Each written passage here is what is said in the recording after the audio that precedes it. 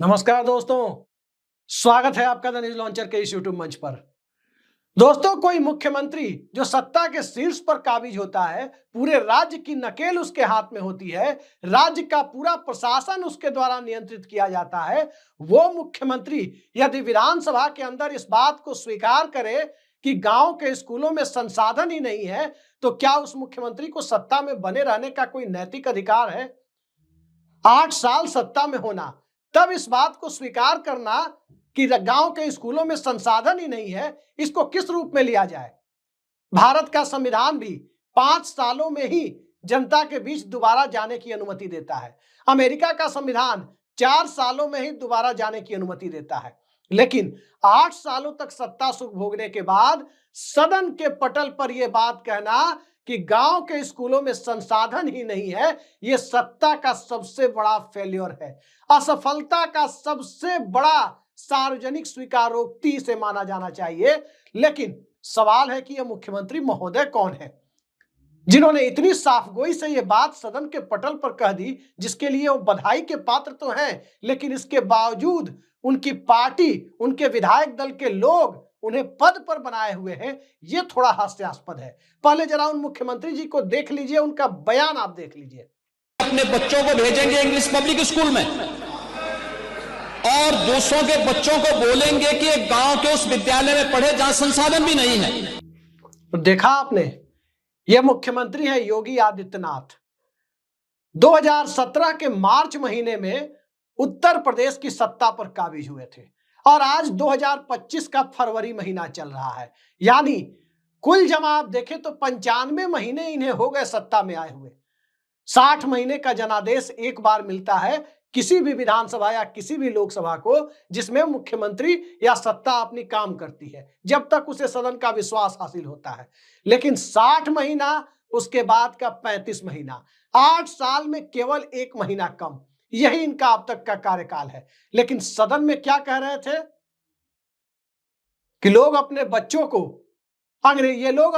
को अंग्रेजी medium school में, इंग्लिश मीडियम स्कूलों में पढ़ाते हैं और गांव के स्कूलों में जहां संसाधन नहीं है वहां बाकियों को भेज रहे हैं। मौलवी बनने की ट्रेनिंग जैसी बातें भी हो रही है। सवाल यह उठता है कि राज्य के पटल पर, राज्य में विधानसभा के पटल पर जो चीजें हो रही है वो रिकॉर्ड में दर्ज है, स्पीकर ने कार्रवाई से हटाया नहीं है, तो इस स्वीकारोक्ति के बाद भारतीय जनता पार्टी के लोग क्या मुंह लेकर जाएंगे? आगामी विधानसभा चुनाव में जब भाजपा के विधायक या भाजपा के जो विधायकों के अलावा जो दूसरे कैंडिडेट होंगे बाकी सीटों के, वो जब कैंडिडेट जाएंगे वोट मांगने और जनता उन्हें एक क्लिप दिखाएगी कि आपके मुख्यमंत्री तो कह रहे थे 2 साल पहले ही कि गांव के स्कूलों में संसाधन ही नहीं है, किस आधार पर आपको वोट दिया जाए? तो क्या जवाब देंगे वो बेचारे कैंडिडेट?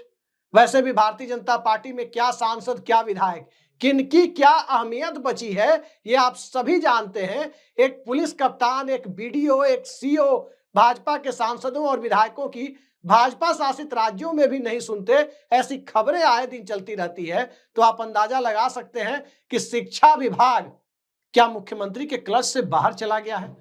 संवैधानिक तौर पर तो नहीं गया है, लेकिन योगी जी अपनी बेबसी का सार्वजनिक तौर पर इजहार तो नहीं कर रहे थे? अब यह सवाल बड़ा हो गया है।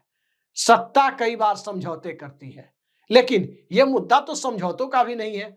कोई भी राजनीतिक दल ऐसा कर ही नहीं सकता कि गांव के स्कूलों को संसाधन विहीन बनाकर रखने के लिए अपनी सरकार बनाए। मुद्दा दरअसल था विधानसभा में चर्चा का। चर्चा के दरमियान फ्लोर लैंग्वेज की बातें हो रही थी कि फ्लोर पर यानी सदन के पटल पर कौन कौन से लैंग्वेज को फ्लोर लैंग्वेज माना जाना चाहिए, और जो फ्लोर लैंग्वेज है मतलब जिसमें सदस्य अपनी बातें रख सकते हैं, क्या उसके अलावा कोई और लैंग्वेज उसमें ऐड की जा सकती है? इसी मुद्दे पर समाजवादी पार्टी के नेता, पूर्व विधानसभा अध्यक्ष माता प्रसाद पांडे ने उर्दू का भी जिक्र किया।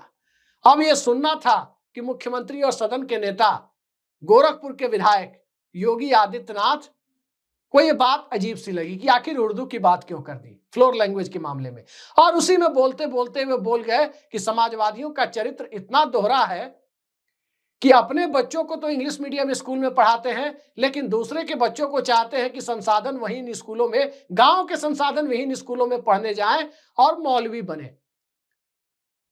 सवाल यह है कि संसाधन विहीन स्कूलों में अगर बच्चे पढ़ने जाएंगे तो किसकी वजह से?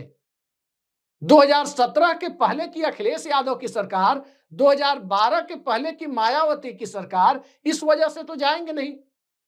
स्वाभाविक है कि जो पार्टी 8 सालों से सत्ता में है उसी की वजह से वो गांव में संसाधन विहीन स्कूलों में लड़के पढ़ने जाएंगे या लड़कियां पढ़ने जाएंगी।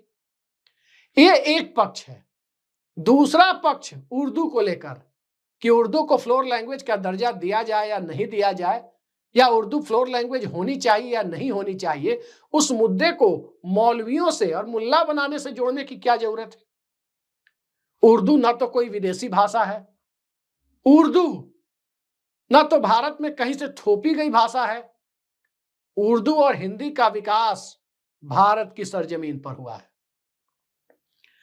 तो उर्दू के बारे में ऐसी धारणा क्यों? और रही बात हिंदी की, तो जो हमारे दर्शक इस बात को जानते होंगे उन्हें पता होगा कि खड़ी हिंदी बोली का, खड़ी हिंदी भाषा का आविष्कार, उसका इजाद अमीर खुसरो ने किया था, जो खुद एक मुसलमान थे। यानी जो खड़ी हिंदी बोली हम और आप बोलते हैं, उसका इजाद अमीर खुसरो ने किया था, जिनको तोताए हिंद भी कहा जाता था। तो सवाल यह है कि जिस सरजमीन पर हिंदी और उर्दू दोनों भाषाएं एक साथ फली फूली, उस उर्दू को किसी धर्म विशेष से जोड़कर क्यों देखा जाता है? मनमोहन सिंह इस देश के पूर्व प्रधानमंत्री बहुत बेहतरीन उर्दू जुबान समझते थे, और उनकी उर्दू जुबान की कद्र उनके समय की विपक्ष के नेता सुषमा स्वराज भी संसद के अंदर करती थी, और उनके उर्दू लफ्ज में बोली गई शेरो शायरी का जवाब सुषमा स्वराज भी दिया करती थी, पूरी कद्र करते हुए मनमोहन सिंह की उर्दू की। हिंद कुमार गुजराल बहुत अच्छे उर्दू के जानकार थे। तो क्या उर्दू जानने वाला व्यक्ति भारत भारतीय और भारतीयता से ओतप्रोत नहीं हो सकता? यह अपने आप में बड़ा सवाल है। और लाल कृष्ण आडवाणी, जी हां, लाल कृष्ण आडवाणी की बात करें, कराची के सेंट पैट्रिक स्कूल के पढ़े हुए, उसी स्कूल के जिस स्कूल में बाद में जनरल परवेज मुशर्रफ भी पढ़े थे, वही के पढ़े हुए लाल कृष्ण आडवाणी, उन्होंने सार्वजनिक तौर पर स्वीकार किया, अपनी किताब माई कंट्री माई लाइफ में भी इस बात का जिक्र किया है कि हिंदी भाषा उन्हें नहीं आती थी। जब विभाजन के बाद वो सार्वजनिक जीवन में आए, कराची से आज के भारत की सरजमीन पर जब वो आए, हिंदी फिल्में देखकर उन्होंने हिंदी सीखनी शुरू की। उन्हें सिंधी आती थी, उन्हें अंग्रेजी आती थी, शायद उर्दू भी आती थी, लेकिन हिंदी उन्हें नहीं आती थी। लेकिन जब उन्हें हिंदी नहीं आती थी, फिर भी भारतीय जनता पार्टी ने उन्हें शीर्षस्थ नेता बनाया, भारत रत्न से सम्मानित किया, सब कुछ किया। तो क्या लाल कृष्ण आडवाणी को हिंदी नहीं आती थी तो कोई अपराध हो गया क्या? नरेंद्र मोदी ने भी एक बार कहा कि मैंने हिंदी देर से सीखी थी। लालू यादव ने उस पर कमेंट भी किया था। क्या कहा था? आपको हिंदी नहीं आती थी मतलब आप अंग्रेज थे क्या? तो ये सारी बातें आज की तारीख में सदन में बहस कहीं और जा रही है, और बहस का डायरेक्शन कहीं और ले जाया जा रहा है, और फिर उसके बाद बोलते बोलते सच्चाई सामने आ जा रही है जुबान से। वो यूपी की राजनीति में बड़ा अजीबोगरीब दिख रहा है कि ये हो क्या रहा है। सदन के अंदर कुछ भी बोल देना। एक काबिल प्रशासक मैं मानता हूं योगी आदित्यनाथ को, वो अच्छे मुख्यमंत्री हैं, नरेंद्र मोदी की तरह के नेता वो नहीं है, राबड़ी देवी की तरह के नेता नहीं है। मैं फिर कह रहा हूं, योगी आदित्यनाथ को आप नरेंद्र मोदी और राबड़ी देवी की कैटेगरी में नहीं रख सकते, जिन्होंने मुख्यमंत्री बनने के पहले विधानसभा का मुंह नहीं देखा था, या संसद के किसी सदन का मुंह नहीं देखा था, कोई अनुभव नहीं था, जिंदगी में कभी कोई चुनाव नहीं लड़े नरेंद्र मोदी या राबड़ी देवी, लेकिन सीधे मुख्यमंत्री बनाकर अपनी अपनी पार्टियों के द्वारा थोप दिए गए थे। तो उनसे योगी आदित्यनाथ की तुलना आप नहीं कर सकते। योगी आदित्यनाथ संसदीय व्यवस्था के सारे पहलुओं से पारंगत हैं, कई पार्लियामेंट्री कमेटीज में भी रहे। मुख्यमंत्री बनने के बाद, मुख्यमंत्री बनने के पहले दरअसल 19 सालों तक, 1998 से 2017 तक कुल जमा 5 बार वो लोकसभा पहुंच चुके थे। 19 सालों का संसदीय अनुभव लेकर इस देश में कितने लोग हैं जो मुख्यमंत्री पद तक पहुंचे हैं?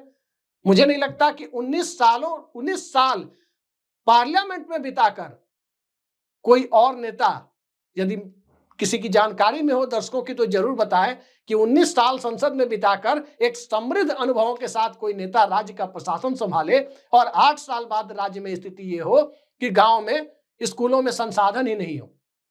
नीतीश कुमार भी मुख्यमंत्री बने थे 2005 में, लेकिन कब बने थे?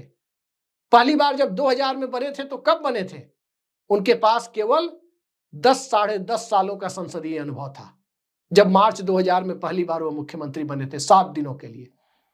19 सालों के संसदीय अनुभव के बाद राज्य की सत्ता संभालने वाला नेता मुझे कोई दूसरा दिखाई नहीं देता सिवाय योगी आदित्यनाथ के।